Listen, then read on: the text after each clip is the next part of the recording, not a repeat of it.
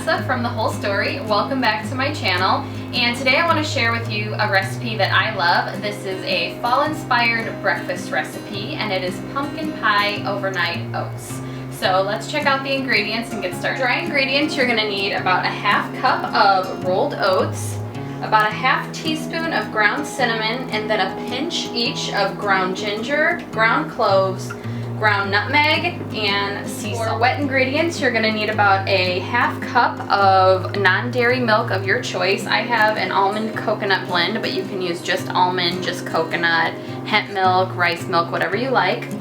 About 2.5 to 3 tablespoons of canned pumpkin, half of a very ripe banana, and then I used about 1 full tablespoon of cashew butter. And just a note on cashew butter, I prefer this nut butter simply because it doesn't have that overly nutty taste like a peanut butter. So I would decide either to use cashew butter or almond butter for this recipe. And last but not least, for our toppings, we're going to use toasted coconut, toasted pecans, and dried fruit of choice. And you can use as much or as little of this as you want. This is what you're going to be putting on your oatmeal in the morning. So a quick note about overnight oats is obviously it is a food you need to let set overnight, so just make sure you keep that in mind when you make this recipe.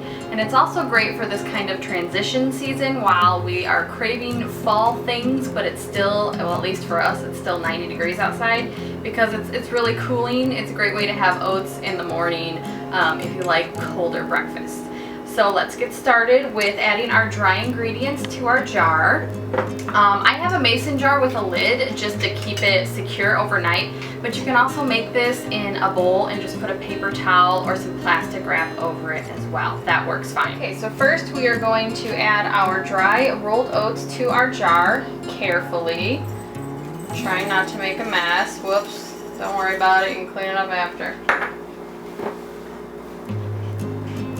Okay, and then we're going to add our spices. So I use about a half teaspoon of the cinnamon.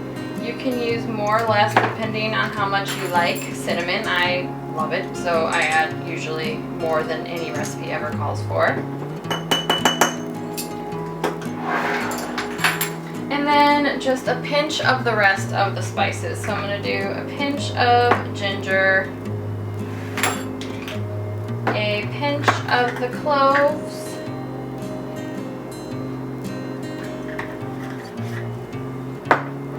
and nutmeg. And you can add a little bit more than the others with nutmeg. It's not as overpowering as the other spices.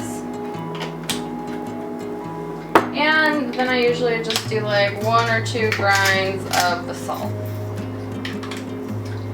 Okay, and then you're going to take a fork and mix that up.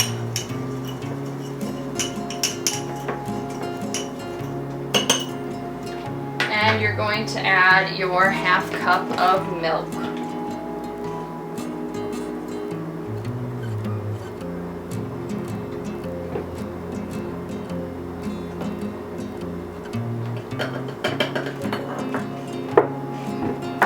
And then you're going to mix that up as well and set it aside. Okay, and for your wet ingredients, you're going to get a small cup or bowl and just kind of mash everything together. So I'm going to add my half of a very ripe banana. Just kind of break it apart so it's easier to mash. And then I'm going to do my 3 tablespoons of canned pumpkin.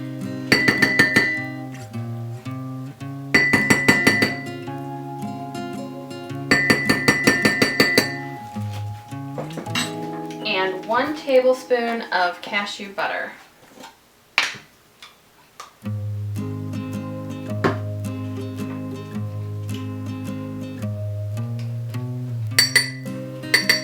And just mash all of that together.